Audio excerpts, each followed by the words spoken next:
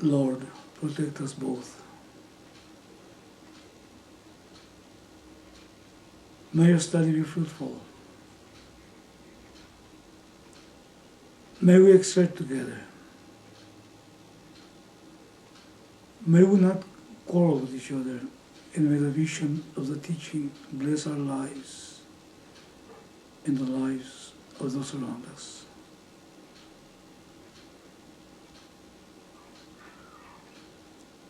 Lord, let there be peace, peace,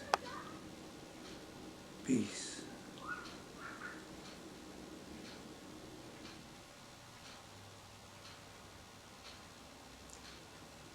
Om Sahana Bhavatu Sahanau Bhunattu Saha Viryam Karavavai Tejasvinavaditamastu ma vidvishabhahi. Om Shanti Shanti Shanti.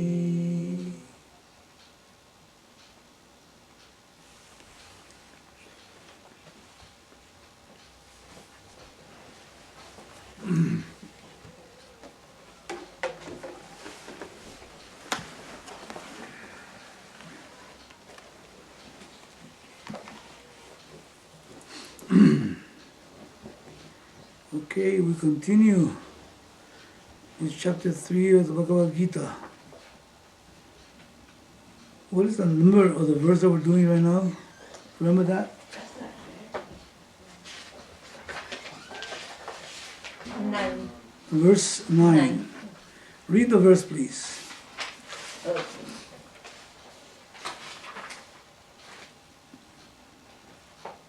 This person who is enjoined to do action is bound by karma other than the performed for the sake of yajna. That is, other than the action performed as an offering to Ishvara. For this reason, O Kaunteya, being one free from attachment, perform action for the sake of that yajna. Yes, this brings into context, what the teacher is teaching. Come in. Welcome. Sorry, we are late. Namaste. We're just starting, so.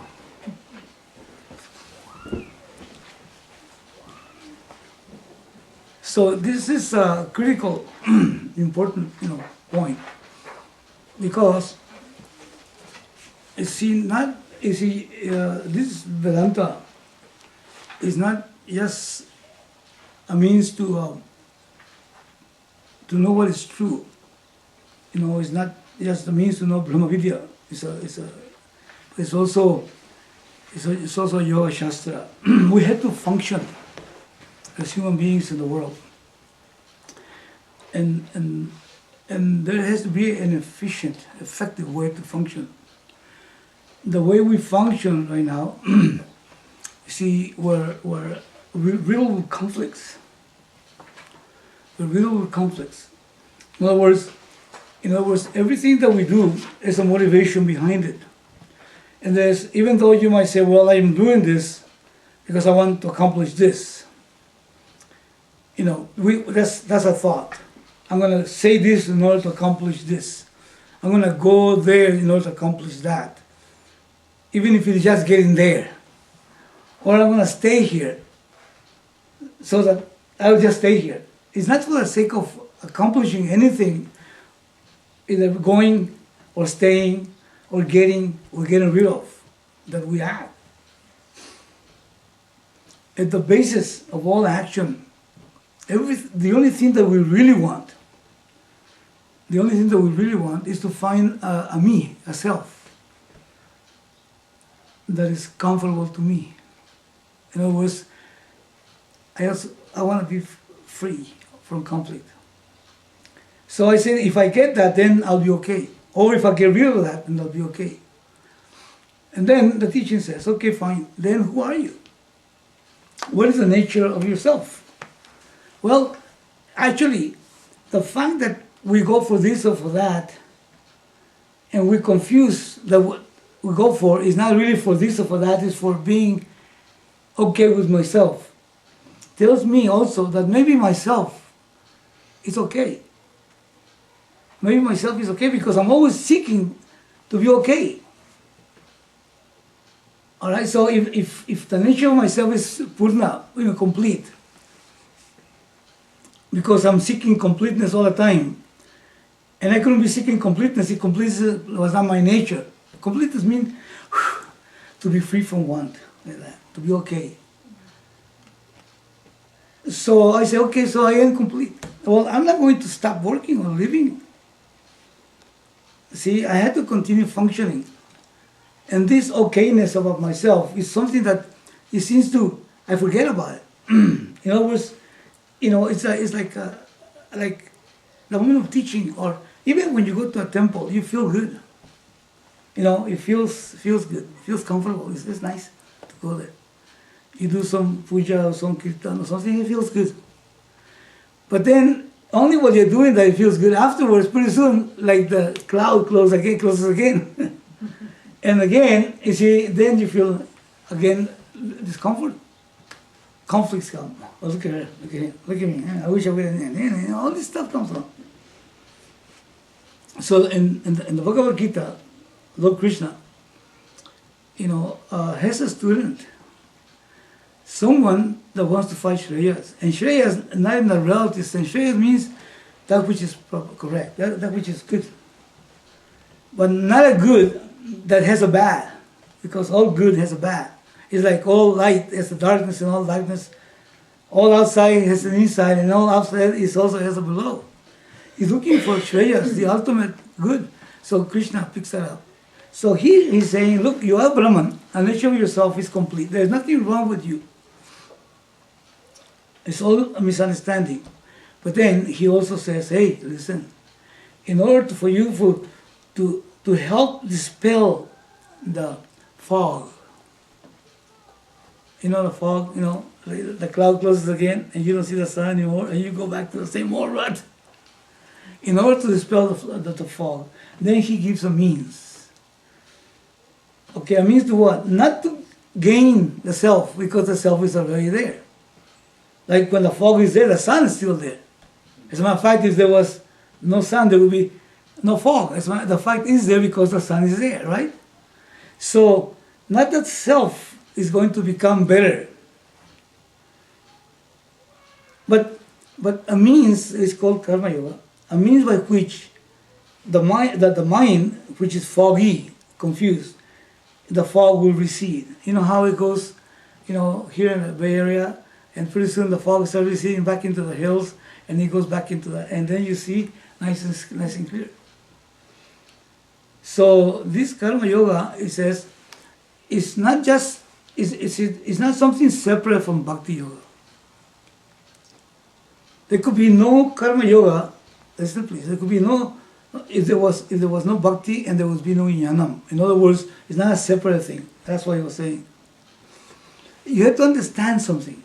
You have to go on the premise, a whole new premise of who you really are. That is why the Bhagavad Gita, like all the Upanishads, right at the beginning, gives the student the knowledge of the self.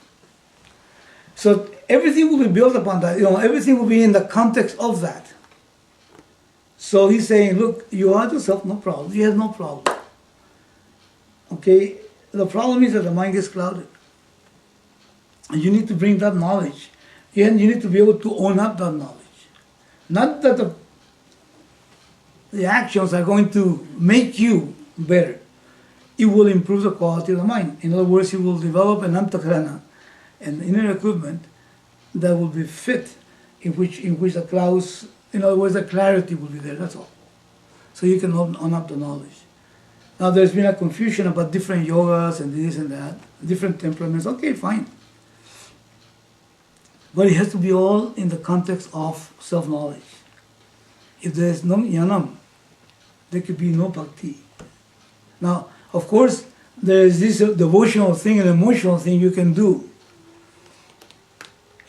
Or you can do good works and all that, which is okay. But then, if the vision of who you really are is not there, then you'll be waiting for people to say, "Oh, that was a great puja you performed." Oh yes, we gave a good alms and so on and so on. But the sense of doership doesn't go away. It's called kartatvam buddhi. Kartatvam buddhi, is that what it says? This kartatvam buddhi is right there. Why? Because the knowledge is not there. So therefore, you can perform things that make you feel good. Like helping others and this and that, and being good and not saying lies and all that, not hurting others, which is all right. That's necessary, as a matter of fact. You can do rituals and ceremonies, kirtan, all this stuff that we do. In the Catholic tradition, in the Christian tradition, they have this activities. You have to go to mass and this and confession and all that stuff. All these things. But avidya continues because it's done with the wrong premises. Like the person has a business. And that's all these things. Clean the windows and that's accounting and this and that. But it loses sight of the bottom line. Customer comes in, he becomes bothered. Oh, he only is going to spend so much. Oh my God, But loses sight of the bottom line. He says, what am I here for? That's the same thing here. So we do a lot of good things, and they become like walking on a treadmill. Something happens, yes. Something, of course, gets honed, as it were. But the fundamental problem is not touched. That's the problem, and that is a shame, because the life goes like that. So this is where we are on the 3rd chapter of the Gita, and this is verse 9. Read the verse again, please. This is an important point because Arjuna needs to resolve this problem. What page is that? Go ahead, Ravi. 419. Okay. 419. Okay, go ahead, Ravi. Read that. This person who is enjoined to do action is bound by karma other than that performed for the sake of yajna. That is, other than the action performed as an offering to Ishvara. For this reason, O Kaunteya, being one free from attachment, perform action for the sake of that yajna. For the sake of yajna. Yajna is synonymous to love. You know that? Yajna is synonymous to love. Do you know that? Only one. Synonymous to love. Oh, yeah. How is it? Yajna, we think about it as as this, how do you call it? Fire, sacrifice, and all that stuff. Swami Dayananda used to give us a story of in the old days that they used to have these yajnas, and people used to come, in the community used to come together. The shoe cobbler, used to do his shoe work. The cook, this is cooking. The hair cutter, he cut the hair. And they all did it to everybody. In other words, and they made offerings to the fire. But actually, the fire represented what? The Lord, Ishvara. And then there, everybody partook of everything that everybody gave. Even if nobody gave anything, he got something, isn't it? The whole community got together. And they did things, in the name of the Lord, as it were. So the Lord was not just something they were afraid of, it was something they had love for. In order to have love for the Lord, you have to know the Lord. You have to understand what that is, really speaking. So yajna and love, and in this case, is that. There's also a part in the Gita in which I think one of the Upanishads, that they talk about this cow. Karma, how do you call that? Karma? Kamdenu. Yeah, this cow that gives and gives, but you have to give it, isn't it? You give it, in other words, you worship it and it worships you back. See the idea? So there's a law that goes on, it's called Dharma. It's like a barter system. That's correct. Yeah? Yeah. But you need to see everything you have is a gift. See, you flip your eyelids, and it's no small thing. And it's no small thing. We don't even notice it. Just imagine if you couldn't flip your eyelids. You'd be damned. You couldn't open them or just always them closed. You couldn't see. But that is an amazing gift to be able to flip the eyelids. And of course, on and on and on. So that's a gift we said last time. Okay, so who gives? You didn't have anything. When you came, nature was like that. You were able to do all these things, move and talk and think and flip your eyelids and everything. Walk and run or sit or whatever, move your fingers and everything. And you didn't do that. Your mother didn't cause it either. She's also, a receiver of the same gift in a particular way. So they must give a giver. So this is a spiritual yajna, so you give back. And you give back meaning, and yajna is seen as sacrifice. Usually yajna is seen as a sacrifice, isn't it? Well, it's not a sacrifice, oh my God, okay, well, here it is, let me help you. Oh, sacrifice makes things sacred, that's what we talked about. Sacrifice, sanctify your actions, sanctify everything that you do. The sacrifice means sacrificere, from Latin, means to make sacred. And for that, what is the most sacred? The giver, the divine provider, which is the Lord Ishvara. So this is what the teacher here is telling Arjuna. That's something that he needs to understand. But we're going to see more about yajna in a minute. Let me read the previous paragraph. It said, to worship the Lord by doing what is to be done by you definitely requires that you see more than the eyes can see. You have to appreciate what is beyond the hands that perform the action. Not merely the desire, but what is behind the desire. You should appreciate that the desire itself is born of Ishvara. This kind of appreciation is bhakti. In this way, the performer of action worships the Lord indirectly. Now, he's talking about discernment, how do you call this? Discrimination. Isn't it? Isn't he talking about discrimination? In what sense?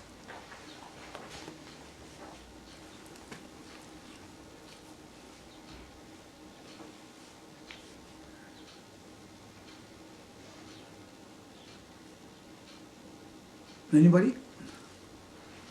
Do you see where the discrimination is pointed to? Yeah, that the desire comes from because of the grace of the Lord, but you should not get ruled by the desire. So that's discrimination. Well, no, that's not the discrimination. Let's look at this. Now, see, you have let's go back to the rug example. So we have a rug and we use it. But there's more to it. There's a wool because of which the rug is. You can see the design, the pattern, the sign, everything else. So there's this vastu. Is that the right word? This vastu. Mm-hmm. Basis. And that vastu is Daivam, is the Lord himself.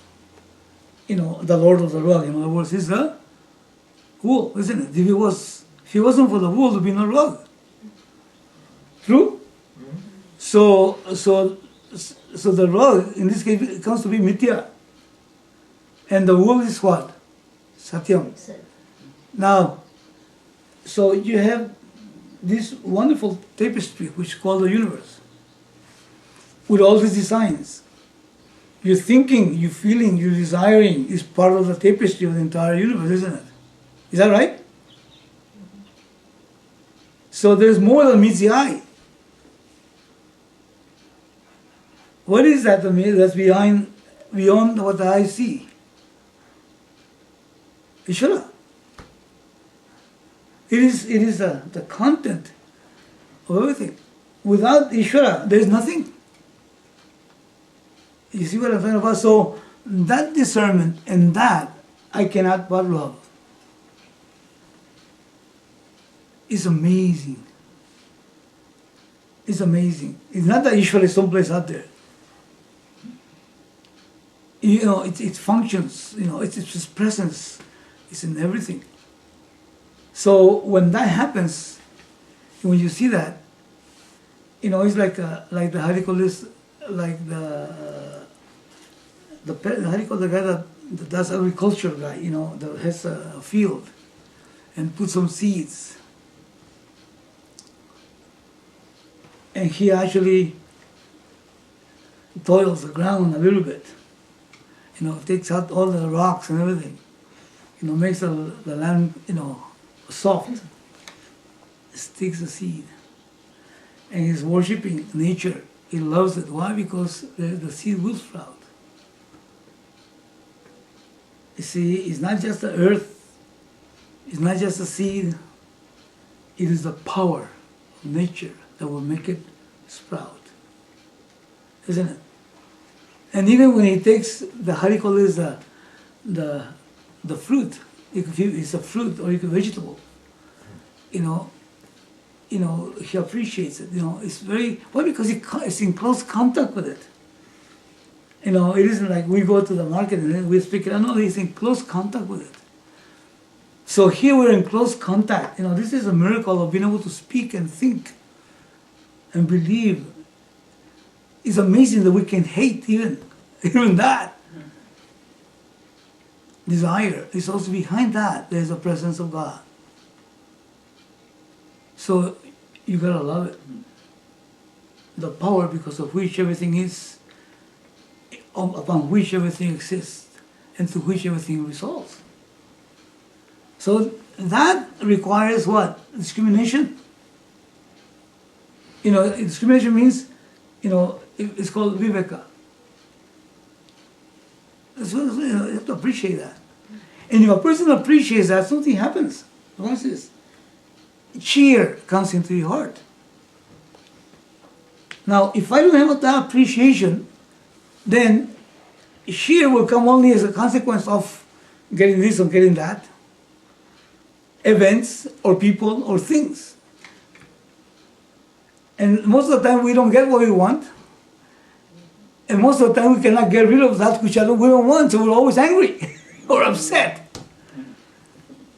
But if we were in tune, if there's viveka, and appreciate Ishvara's presence in everything, then there cannot be but cheer. Cheer. You see, this viveka brings about cheer. Brings about love. So therefore, if things are there, fine, they're there, but you don't depend on them. They don't rule you. If they're fine, and you appreciate it. If they're not there, well, yes, oh, you're okay. They don't make you, nor destroy you. Because things, beings, and situations either makes us, they make us or destroy us. They make us when we want them, and they destroy us when we don't want them. And this way, the person is free from that. Why? Because he has this, it's called, Sanskrit, look at this, Ishvara Darshan. Ishvara Darshan is not just seeing, how do you call this, a little statue of the Lord or some symbol, and you go and look at it, and then close it, and that's it. And spend 3 hours going up the hill, or whatever. And then feel proud about it, and tell everybody to take a picture even, so you can take a picture with me when I went there, to make sure everybody knows. It had nothing to do with Ishvara Darshan. But then you want to show the pictures and nobody wants to look at them, and it pisses you off. I said, what? I spent all that money, you don't want to appreciate it. You're jealous, and so on, and so on. He said, what is Ishvara Darshan? So there's nothing happened. You see, you don't have to go to the hill. You see the idea? In Mexico we have these pyramids. The pyramids, and we have the temples also, and the churches. And some people can go. Some people cannot go up the pyramid, for example. Well, because they're impaired, physically and all that. Or they cannot go to church and all that because they don't have the money for the cab or whatever. Or they're sick. And they feel so bad. They say, wait a minute, the temple is right here. Of course, it's nice to go to temples and monuments and all that stuff. But the temple is right here. Just see what the eyes don't see. But I want to be with God. What else I can? How can you be away from God? It's like the fish looking for the ocean. You're in the ocean already. So in fact, you are the ocean. That's what he's talking about. So there has to be some viveka. That's what he's talking about. The viveka is into that particular paragraph. To see more than the I see. To worship the Lord by doing what is to be done by you definitely requires that you see more than the eyes can see. You have to appreciate what is beyond the hands that perform the action. Not merely a desire, but what is behind that desire. The desire there's a sense, I need to be full, I need to be complete. That completeness, why? Because my completeness is my nature. You should appreciate that the desire itself is born of Ishvara. You see, the desire is born of Ishvara. If I have a want, it's because my nature is to be free from want. Because the nature of myself is, Ishvara is in my heart, as it were. But then, since I don't feel that, I'm not in touch with that. So there is stress in me, and that becomes desire. So it comes from myself. It's like the steel rod. You know, you have the steel rod and you bend it. And the rod is just stressed out, isn't it? What does it want to do? It wants to go back to its original state. So the original state is Ishvara. My original state is actually Ishvara. That is my original state. That's who I am. So when I get away from it, then desire comes and I want this and I want that. I don't realize I cannot figure out that what I want is come home. That's what I want. That's why I say, just be. You know, the meditation, just be. Just be the witness. Don't seek for anything. Just observe the whole thing and let the thoughts flow. Just be with yourself, for once. Wanting nothing, seeking nothing. Why? Because there's nothing wrong with you. There's just perfection. But no, the mind goes for this and goes for that. Let it go. Okay, fine. Look at this. And nobody's coming from it. It comes from me. It comes from me. That's the thing. Okay, so he says, this kind of appreciation, which is this kind of viveka. Okay, jnanam. Listen, please. Appreciation is jnanam, isn't it? Is that correct? Is appreciation jnanam? Right. You know jnanam? Knowledge. Yeah. This kind of appreciation, this kind of understanding, this kind of, apprehension, it's called jnanam, is bhakti. So there is not a separate thing, bhakti and jnanam. Could be no bhakti unless there is jnanam. Otherwise, there's automatism, automatic thing, a repetition. And nothing, there's no depth to it. It says, in this way, the performer of action, whoever performs action, is what? is worshipping the Lord indirectly. Is worshipping the Lord indirectly. Swami Dayananda said the highest prayer is a service you can do to others. Not this, not that. What you can do for others. It's called yajna. It's called love. It's called, in Sanskrit, it's called seva. Like that. It's an attitude. Okay, so we left that last time, isn't it? Yes. All right, let's go on to the next. Oh, and we did, the next paragraph is from 424, isn't it? No, first we didn't. We start. No, we didn't do. We're starting from there. Right. We started from there. Okay, we're going to finish that particular section.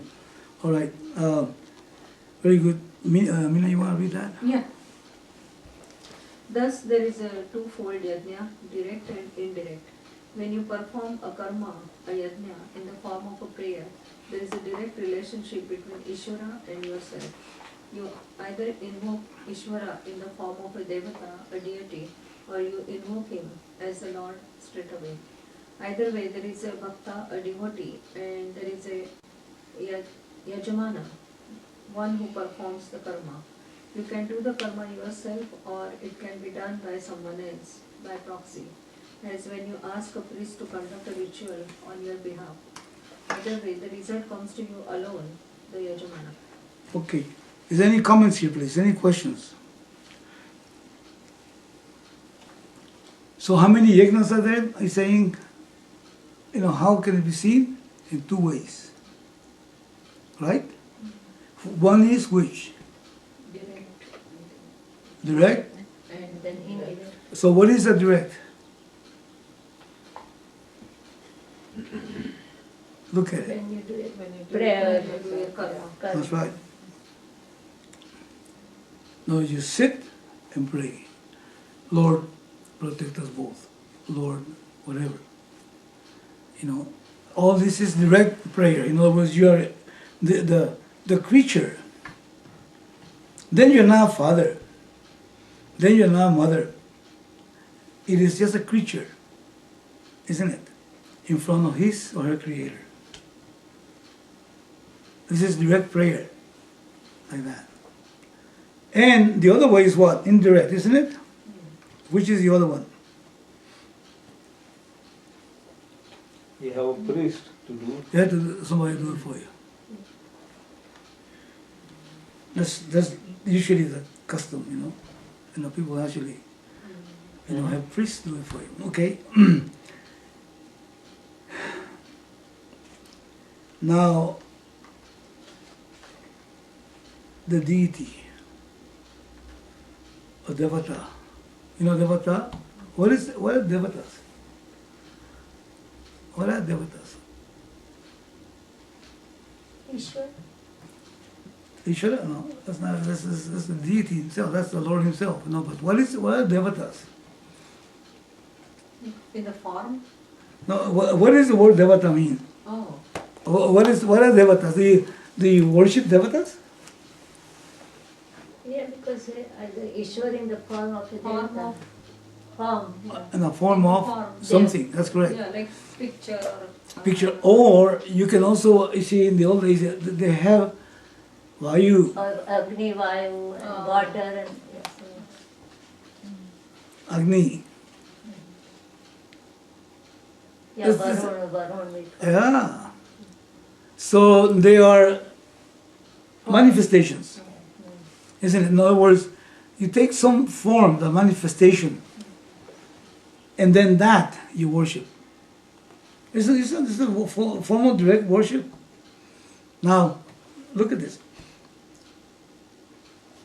I have a picture that I think I sent it to you one time. In my hand, and there's a leaf. A leaf. That's just a brown kind of gold leaf. And the Lord is there. So it is a manifestation of the Lord. In other words, you can see I think I have the leaves, have all the form and all that stuff, they're beautiful, and so on. And it is an expression of God. When we opened the store over in, one of my stores I opened about 30 years ago. And Swami Dayananda came to perform the puja. He didn't perform the puja, he asked me to do it. And then he created this mound of dirt, soil. And he put some water in it and so on, and he put some stuff, he mixed it up and said, this is God. This is Hindu, only Hindus can do that, I think. Yeah. Ganesha is the one who is always. It's a devata, yeah. Yeah, they know. That's right. So you take manifestations. Now, Swami Chimananda used to say, look, every time you see, if you want to say the central government is in Washington, D.C., in this country. Okay, there is there's the big wheels, the president and this and that. Let's just say the president and then everything else, all the different, legislative and executive, all this stuff. See, but then you go to the county office. That guy is a devata of that. Is that right? Hey, you say, give me this. Can I please get this signed? And when you go there, your heart is thumping. May I get it, may I get it, may I get it, okay? May the guy be in good, whatever. Of course, he's supposed to be your servant and this and that, but still, he's a devata. He's of some respect to that fellow, isn't it? The cop in the corner. When I was in the service in the army, we used to have these guys, and then, we used to have in the cap, we used to have this thing that had the three colors of our flag. Okay, that was a devata. You go and do that to that guy. The guy was a crook. I'm talking about the sergeant. But you still are giving that, not to him, to what? To that which he represents. You see, so it is some kind of worship like that. So here you have the devatas. You can take, let's say Krishna. You can take, as you say, Vayu, Varun, any, Hanuman. that's correct. Hanumanji. See the idea? So you have to have some icon. Look at this. Idols are not worshipped. What is worshipped is what the idol represents. An idol represents an idea. But if you get hung up on the idol, you got a problem. You see the idea? A temple is just a piece of brick and mortar, that's all. And if the temple gets destroyed, that means they destroy God, it's just not, that's an icon, that's all. The idea that in India, they have this, they worship, sometimes, they have a time in which they go and do puja to the machinery in the company. Isn't it? They do that, isn't it? Yeah, nice Buddha. Okay. Are they worshipping the machine? What are they worshipping? What is the machinery? The machines and all that stuff. What is it? Worshipping the machine? These Indian guys, they're crazy. They worship machines. So they are worshipping the devata. The devata that is behind the machine, isn't it? It could be Lakshmi. Lakshmi is the goddess of what? Wealth. Well, that's right. You see, I see India. Of course, we don't have that in my culture because I am Christian. But people, by mistake, they drop a coin, and they do something to it. Yes. They do a prayer, isn't it? Yeah. Why? Because it's Lakshmi. Not because of the coin. Not that they love the money. Of course, it becomes degenerated, and pretty soon the money is a thing.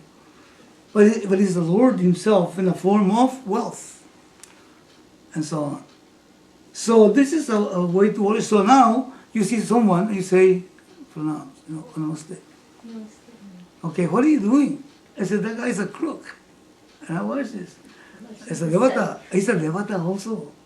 Why? Because in the form of a person, there is a Lord manifested. It's in every way. The ugly ones and the beautiful ones, the powerful ones and the weak ones, the big ones and the small ones, aren't they H2O?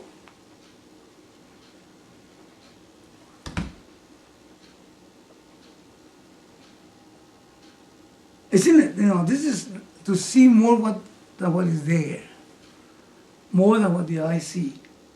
It's called a prayerful attitude.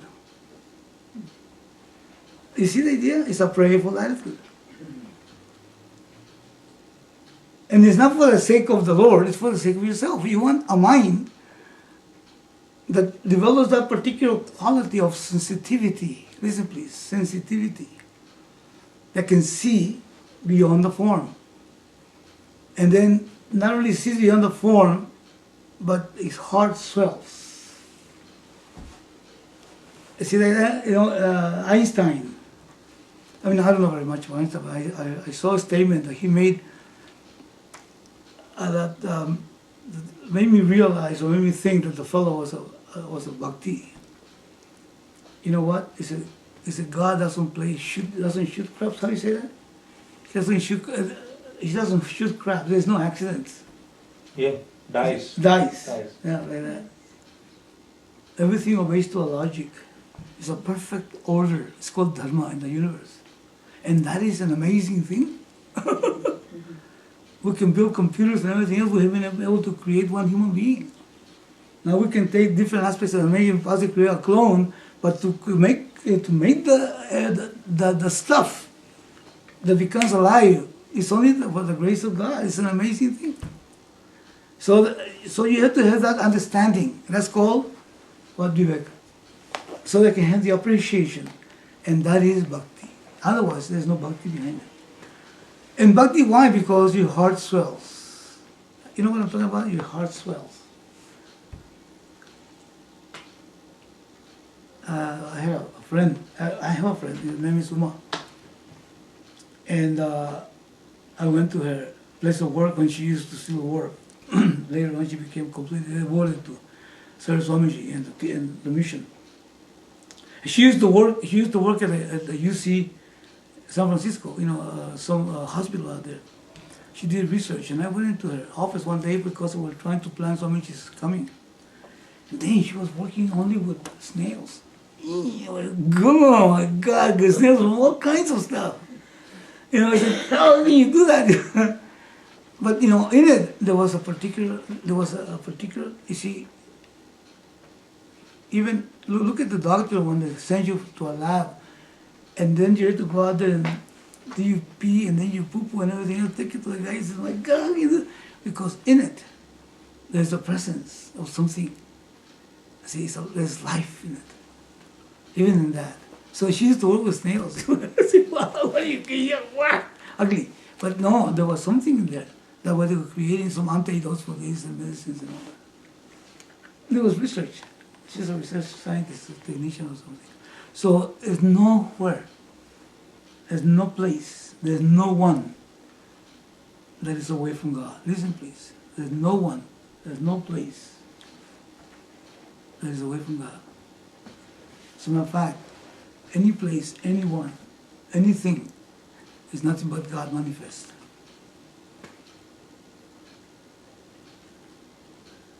That should inspire the heck out of a mind. And instead of coming from want, the person comes from fullness. It's called joy. It's called ananda. That's what ananda means. All right, so he said you can do the karma yourself, or it can be done by someone else, by proxy, and when you ask a priest to conduct a ritual on your behalf. Either way, the result comes to you alone. The Yajamana, isn't it? Yajamana. Yajamana? Yajamana. Yajamana, okay. Okay, let's go on. Direct and indirect yajnas, we'll see that. All right. Meena, you want to continue reading? Yeah. Direct and indirect yajnas. Karma that invokes a devata or Ishvara directly becomes a direct yajna. Any other karma done with an awareness of Ishvara becomes an indirect yajna. Because the yajna, direct or indirect, is done for the sake of Ishvara, Ishvara is also called yajna. This section of the Gita provides a beautiful description of bhakti that converts karma into yoga. Everything can be seen here, the order, the ecology, and so on. At every level, there is an ecology. The ecology of thought, the ecology of karma, the ecology of action. Ecology is an excellent word, having brought into light a certain understanding that did not exist previously. Ecology is now a commonly used word because there is a necessity for it, pollution now being a recognized problem. Ecology is recognized here at different levels. All the devatas, all the elemental forces are doing their jobs and should not be disturbed. Because you are a conscious being with a free will, even the ecology of the divine forces can be disturbed by your actions. If you are abusing your free will, you are disturbing the ecology of Dharma, which is going to affect all humanity. Whatever is disturbed is not going to remain without producing undesirable results. Let's make a pause right here. What is he doing by saying that? Talk about responsibility. Is he throwing the responsibility back to us by saying that?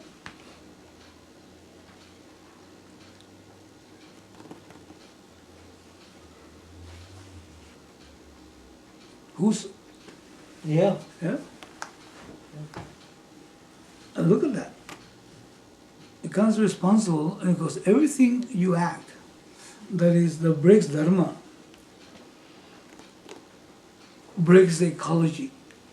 Not just the natural ecology, but everything. In other words, there's a rhythm in the universe. There's, how do you call this? And you have to align yourself to the rhythm. You heard about the phoenix? Does anybody hear about the phoenix? The one that rises out of the ashes? Hmm? No, Phoenix bird? no, there's the phoenix. Landing on the Mars. The one, that's right. They were able to send, how do you call this, a rocket, and then have a satellite, no, or something, some kind of a spaceship or something, and then to land in Mars. It will happen. Oh, yeah. It will happen. I think it already happened. I don't know if it Well, what's it can happening. happen anytime from midday to. Right, night. but it's happening. Now look at this. They're waiting for the landing. That's correct. Now here's the thing. You have to align yourself with what is there. There's velocity of planets. There's your planet velocity. There's a force of gravity. And then there's a place where there's no gravity. There's a certain thrust that needs to be put into it. There's all this stuff. Otherwise, it won't happen. Isn't it? So they have to align with it. It's like jumping rope. You have to align yourself with it. Now, here, when we put and separate the green stuff, from the trash, the plastic from the papers and all that kind of stuff, we are actually performing an action that will help the environment, we say, isn't it? Right. And if you don't do it, you say, well, it's only me, everybody else is doing it, it's okay. But then you don't realize others are thinking the same way. And you're actually breaking the rhythm. Now, in terms of the devatas are the laws that rule the universe. Even a thought, an ill thought, affects ecology. I'm talking about now ecology in another sense, in the sense that Swami is bringing about here. It brings about, remember we saw that movie one time, What the Blip Do We Know? Remember that movie? Did you see that manifestation? Remember there were these guys jumping around, that represented the lost and so other guys, and the good guys and the bad guys and all that. How the thinking of the people attracted or rejected certain situations. Remember that? And how this woman, was creating a whole lot of negative responses from the world. Remember that? Because she was bugged by something that happened too many years ago. Yes. Remember that? In the wedding. Yeah, that's correct. And that brought a stress in her heart that was manifesting, and she couldn't function unless she has something that's external, like pills. Remember that? But she was also affecting everybody else. And then she went and saw something when she was in the train station. Well, what did she see? Remember what she saw on the train station? Waiting for the how do you call it? The metro, what do you call that thing? Oh, the water thing? That's right, the water thing. And these were some Zen masters that were there, that were showing what the thoughts were causing to the water. Yeah. Isn't it? And then he showed the water of people in general, and then somebody that was angry and jealous, and how the water turned into a particular thing. And then he saw the water, of someone that was meditating, somebody that was a cheerful, happy person, and the water was different. He said, our thoughts affect, even our thoughts, forget it, not only actions. If what an action is performed, it was backbiting, talking about others and all that kind of stuff, you cannot do that unless there's a thought. And that thought is damaging. And suppose you don't do it, because those people don't backbite behind you, he's thinking inside, that affects. There's some things you don't like, these funny guys that go down the street, with the, how do you call it, spikes? Or all these tattoos, or the pants,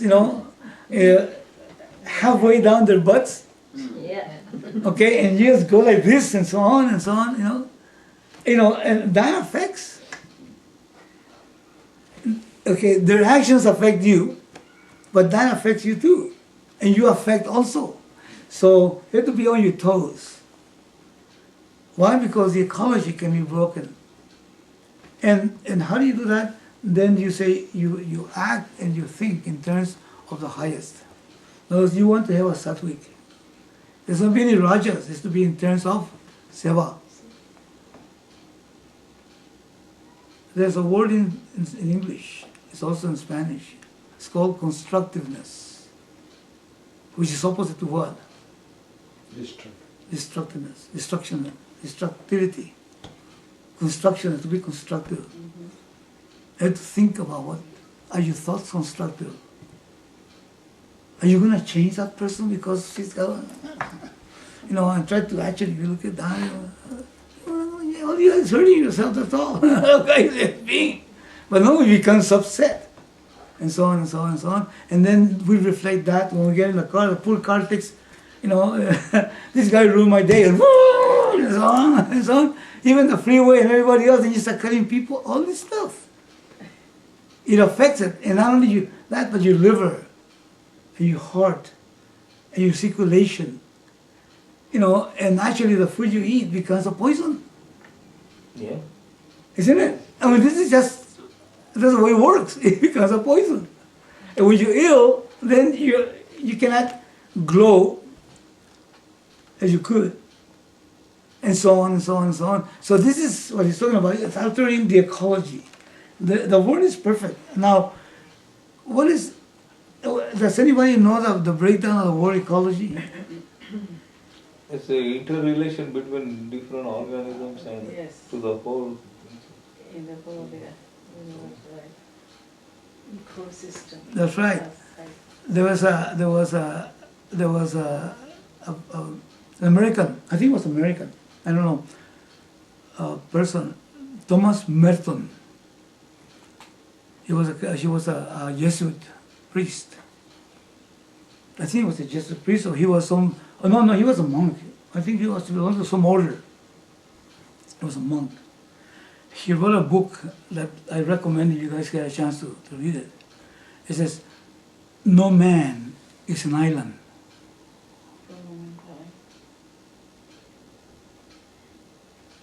There's no disconnection.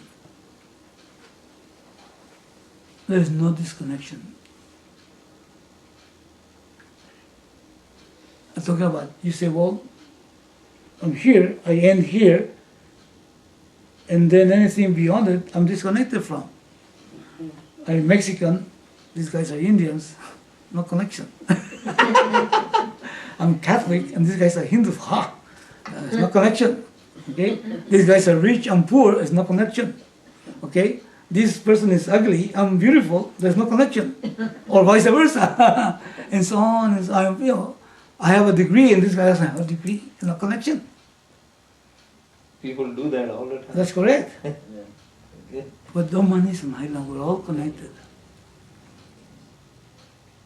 Now, when the connectivity, the fact that we're connected is a fact. Even though it requires to see more than meets the eye. Isn't it? So a brown person comes into my business, and then a blonde person comes into my business, especially if she's good looking. I'll be right with you. Excuse me, how can I help you?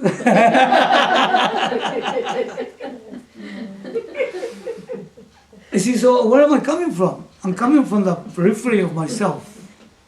The periphery is disconnected. But that person is someone's mother.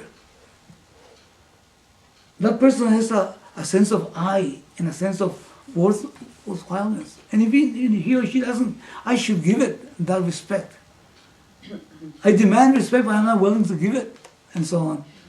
Why? Because that guy doesn't have a degree, oh my God, or this or that, he doesn't have any money, and so on and so on. It's called prejudice. Prejudice means to make a judgment before the fact. Give someone the benefit of the doubt. And even if the guy is a crook, yeah, it's prejudicial, yeah. Prejudice. Prejudice what? Prejudice. Yeah, prejudice, yeah. Yeah. So anyway, so So somehow the mind needs to come to a growth situation. I need to grow up. And to grow up means to be able to see more than meets the eye. And to know that there's an ecology. Everything is connected. Even at the organic level, we're all connected.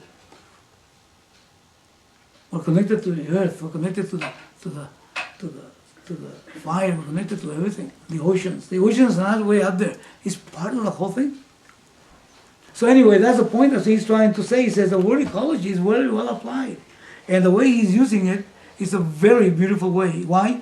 Because just as it makes us responsible to keep the environment, and we actually separate the paper from the plastic and all that stuff because we're responsible, for the ecology of the, environment. So we're also responsible for our thoughts and our actions. He says, this section of the Gita provides a beautiful description of bhakti that converts karma into a yoga. Listen please. It converts karma into a yoga.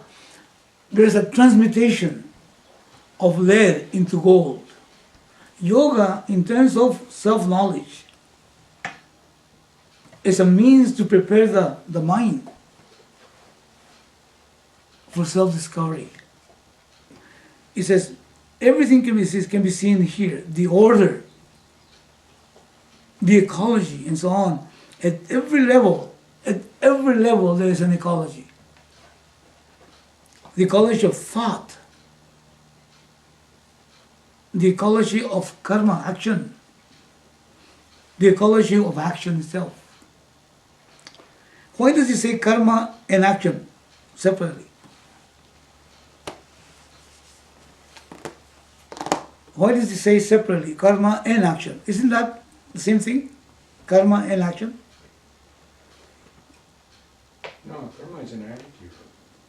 An attitude? Yeah, to perform the action. Okay. Take the word karma in a different context. So you can say, karma yoga is an attitude, we know that. But he's talking about karma and action separately, okay?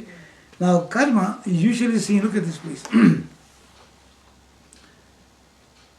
Remember that every action has got two results, drishta and adrishta. Is that right? What we see right away and then what we don't see. So all this storage of thoughts are karmas. Actually, there's a law called karma, isn't it? There's a law called karma. There's a law of karma. And these karmas are not just stored in your subconscious, as you call it, but there's also karmas that are out there in the universal mind. Sanchita? Isn't it? So we are actually moving those karmas, and they're not actions per se. It is a law. It is all those latent possibilities, please. You know what I'm talking about, latent possibilities? Latent possibilities, potential possibilities that obey to the particular laws, law of karma. So that he's talking about not just the universal karma, he's talking about the actions of the human being, which are also called karma in another sense. That's why he's using both. He's using karma and action. Karma means that the universal level, and action means in the individual level. And the karma that's done on the individual level affects the sanchita, and affects also your prarabdha, and affects also the life of others.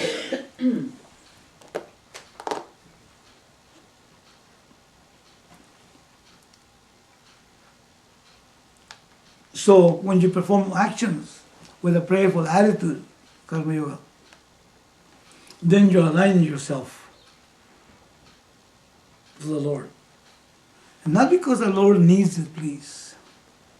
The Lord is not a needy person. If you want to see the Lord as a person, you need it. You need it. When you're jumping rope, you don't go like this before for the sake of the rope. But you worship the rope and say, wait a minute, let me see how he's doing it. And then you jump. And then you can follow the rhythm. In the same way, it's not for the sake of the Lord so much because he needs it. No, you offer to the Lord. That's a different story. You take him into account. Let's say you can do actions, perform, put effort. You can put time to something, but there's a third factor that you need to take into account. It's called Daivam. If Daivam is not taken into account, Daivam means what? The Lord. If Daivam is not taken into account, then your action is not prayerful. And there's no constructiveness in it, really speaking. Even though you might be doing a good action. So that's what he's saying here. You need to have that particular discrimination, that particular appreciation, discernment. It says ecology is recognized here in different levels. All the devatas, and he says what they are, the elemental forces, underline that. All the devatas, the elemental forces, are doing their jobs and should not be disturbed. Because you are a conscious being with a free will, even the ecology of the divine forces can be disturbed by your actions. If you are abusing your free will, you are disturbing the ecology of Dharma, which is going to affect all humanity. Whatever is disturbed is not going to remain without producing undesirable results.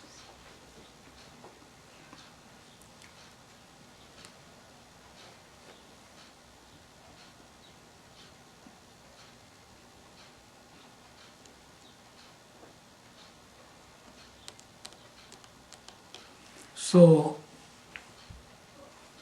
the problem here is then to have free will. Is that the problem? No, Okay, to make bad use of the free will. misapply it. Yeah. Now look at this. When you apply will, your free will,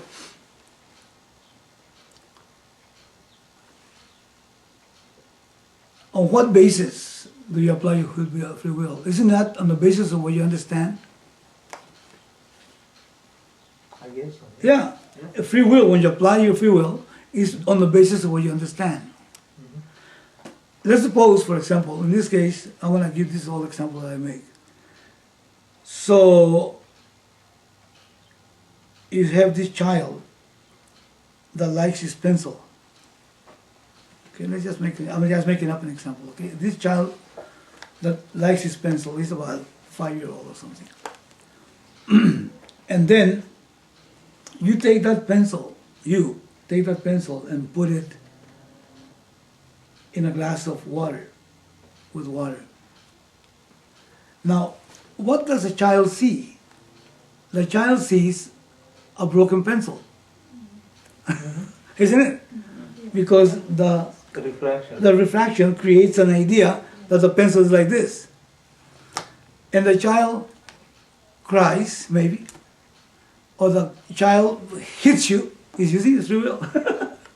Or he leaves mad, or he becomes depressed, or he calls you a bad name. He's not using his free will, isn't it? Based on what? Knowledge. On what he understood it to be a tragedy for his pencil that he so much loves. Is that right? So the perception creates a particular assumption, isn't it? And this assumption is the one that prompts you to act. Now, in the same way, we see the universe in a distorted way. Here we are the children. And we see separateness. We see that I want that, and you're taking it away from me, or you might take it away from me. And so on. Why? Because I'm a lacking being, and that'll complete me. So therefore, I cry, or I react, based upon my misunderstanding that there is something wrong with me, and that will fix me up. You call me a name. You call me a billiard ball, almost a billiard ball. Why? Because because I got no hair or something. And I feel and I react to that. I give him the finger and so on. Or in the freeway, somebody crosses me and I just go on. And before you know it, somebody shoots me, or I shoot somebody. Or I go home and because I was so frustrated, I don't talk to you. Ruin my day and so on. All this stuff. We're just like babies in that respect. Why? Because of avidya. We see something. We misconstrue it to be something else. We feel empty and that thing is so we're doing exactly the same. So the free will is applied, and it is applied on a misunderstanding. Isn't it?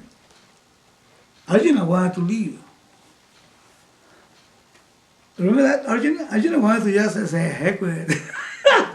He threw his arm over there. They want to take me to the hills.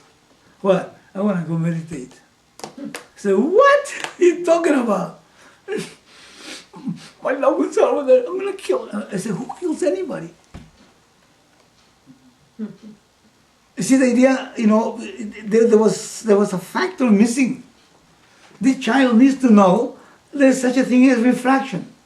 But he doesn't know. If he sees a broken pencil, he should have fun looking at it. He said, hey, look at it, it's broken. And it's as though broken, isn't it? We are as though separate. We're as though empty. We feel like that. But it's just a sense.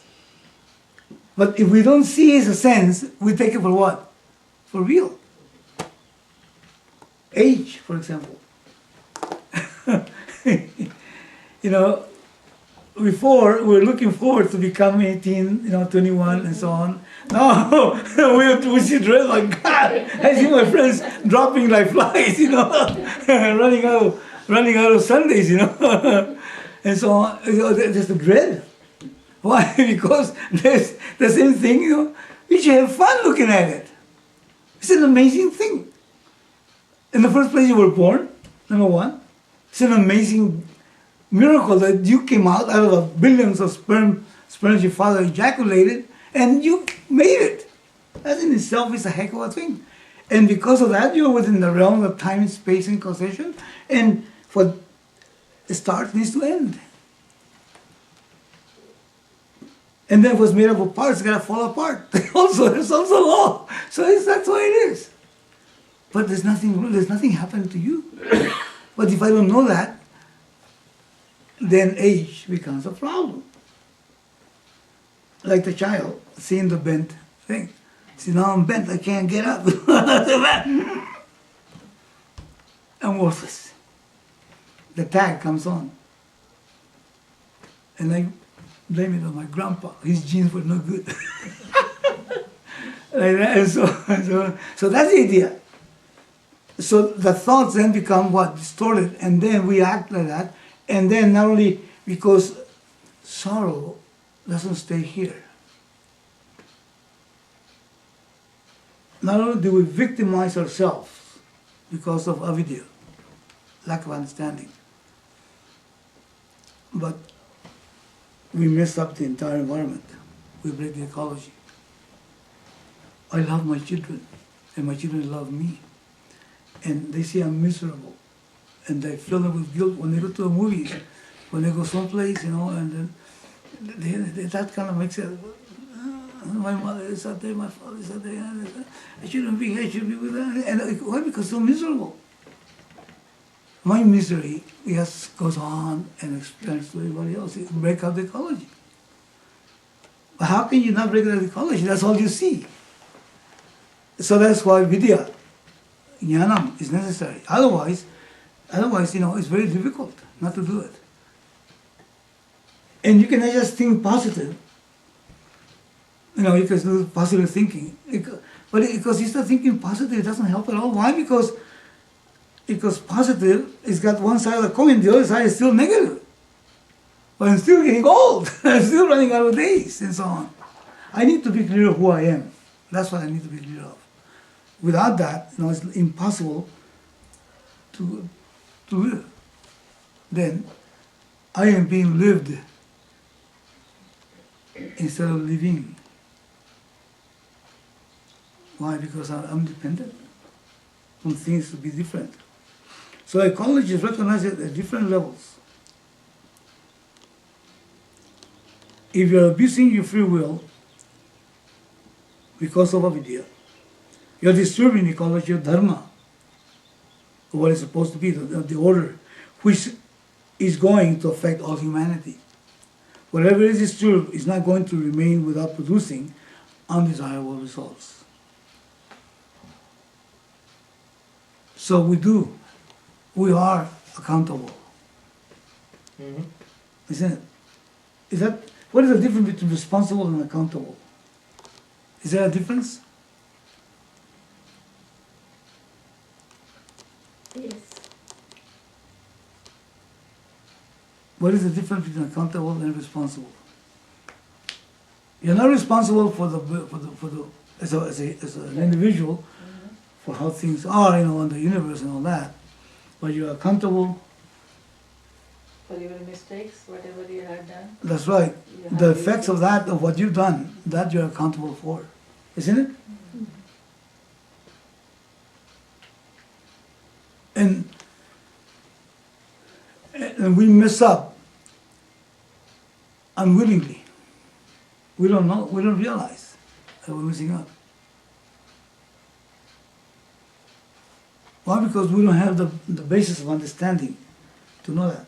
There's nothing wrong with messing up, because, we'll mess up. But to be conscious of it and to be able to live a life that's as much as possible is trying to align to the sense.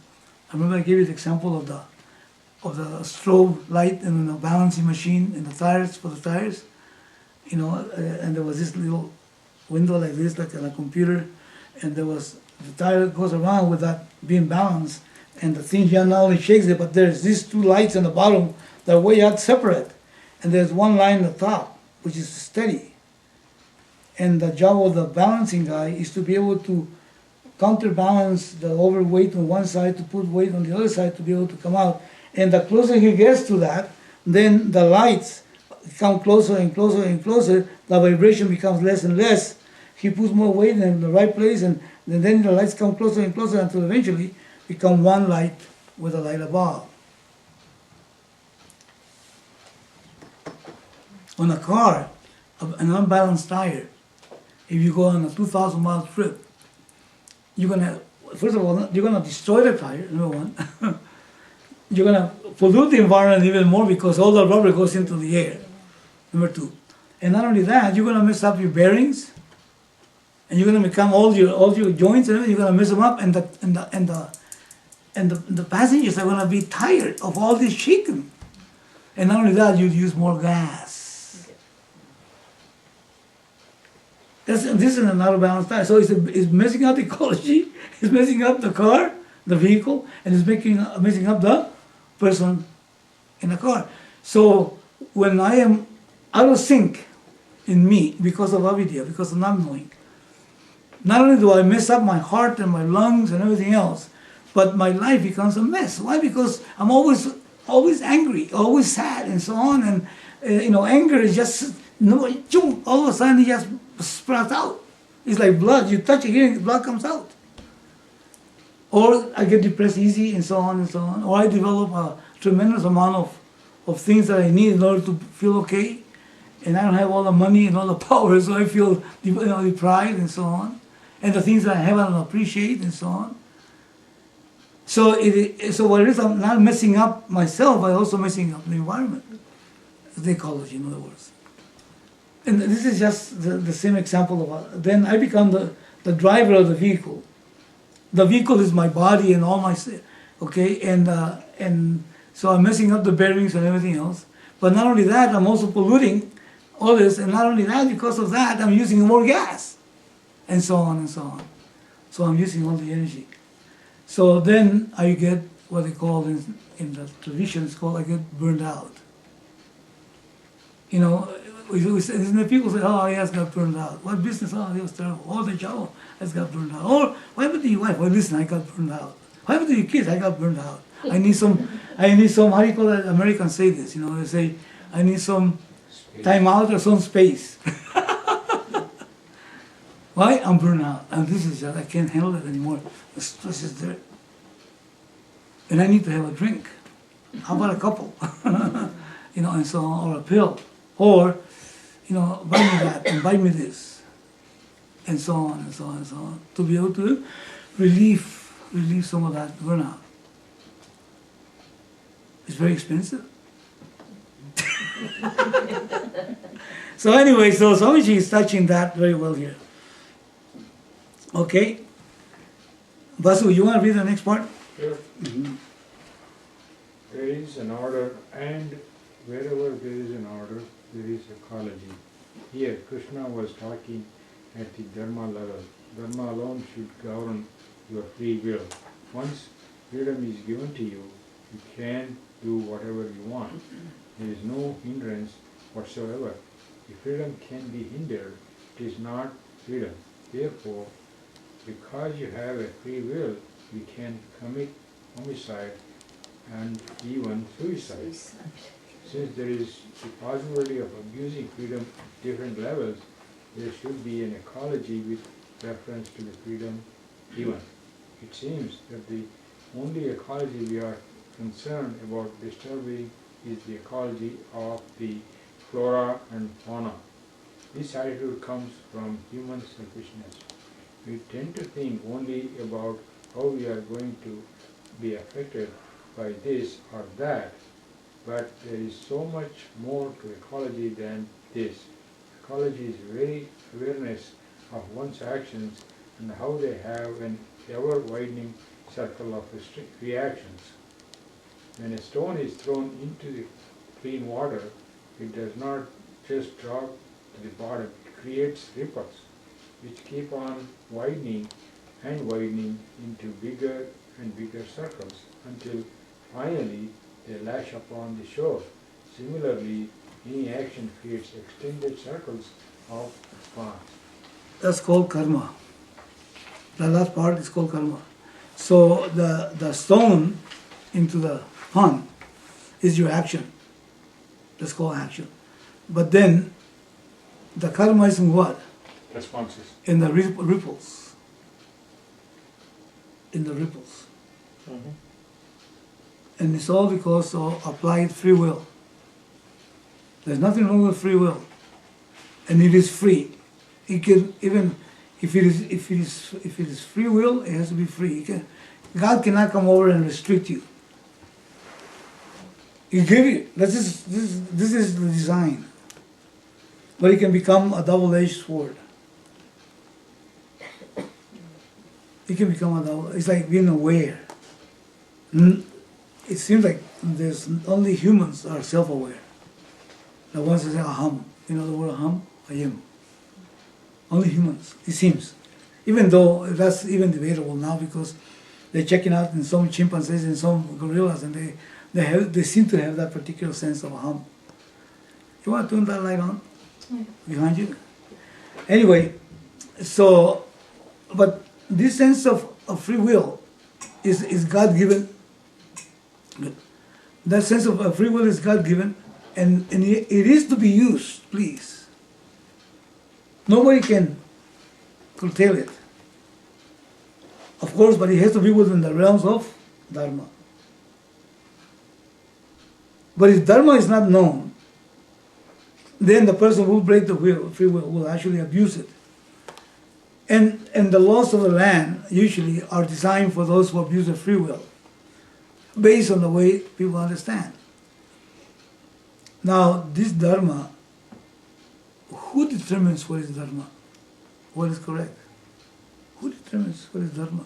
What is this Dharma? Where does it come from? Is it in a book? Is it in religion? Is it in Christianity? Huh? Universal law. What do you mean universal? If you don't want it to be, Well, where does that come from? It's in me. Huh? It's in me. It's in you, that's right. It's in you. Dharma is in you. What is correct is in you. It comes from you. That's why it's universal. because all beings obey to that Dharma. We'll talk more about it next time. But just look at a little plant. That is got its own Dharma. Some of these are shadow plants and some of those are out in the open light. Sunny plant. Right. You put a plant that needs to be in the sun and you put it inside, okay? You know what the plant will do? It will bend towards the sun, isn't it? You turn it around because you want to show it off, and before you know it, the thing is going towards that. It's following his Dharma. Who said that? He got it in a book? No, that's the nature of it. So Dharma is the nature of one's being. So, but then, since I say my Dharma is what? To do something if it feels good. If it feels good, then do it. You know how it is. And wait a minute, it's okay, fine. But then, how does it affect others? Because it's not just your own thing, you're connected to others. Understand? So, is your action conducive for the welfare of others? Or is it affecting others in a negative sense? Oh no, well, I got free will, I can do whatever I want. Well, yeah. But you know what? You start affecting others, pretty soon they're going to affect you too. So to realize that no man is an island, I'm not an island, then I had to take into account my environment. It's called ecology. Not just in terms of just the fauna and the flora, but I had to, in terms of the relationship that is true. It is a true thing. Just like the flower, that particular plant, it is true that it follows. It has to go, and nobody told it. It just naturally does it. So in us, there's this Dharma. We need to know more about it. It's not established by religions. Religions affirm it, let's just say that. But it's not established by any book. It comes from you. Why? Because, let me tell you, Dharma is Ishvara. Dharma is Ishvara. Nothing is away from Ishvara. And ultimately, that Dharma is yourself. And you can only go out of it because you don't know yourself. If you knew yourself, you wouldn't do it. As a matter of fact, a sage, a wise person, cannot do wrong. Cannot do wrong.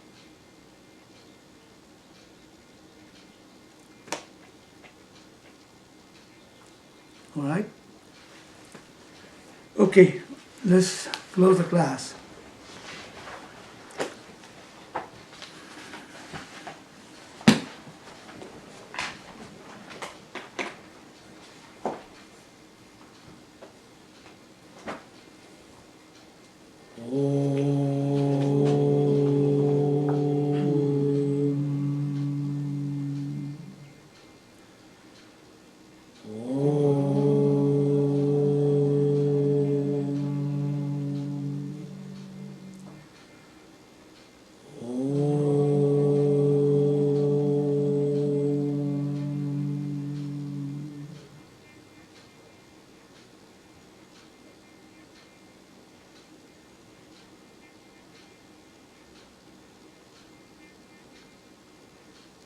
Lord, lead me from what appears to be true to what is true. Lead me, O Lord, from confusion into clarity. Lord, lead me from the sense of limitation to discover my limitlessness.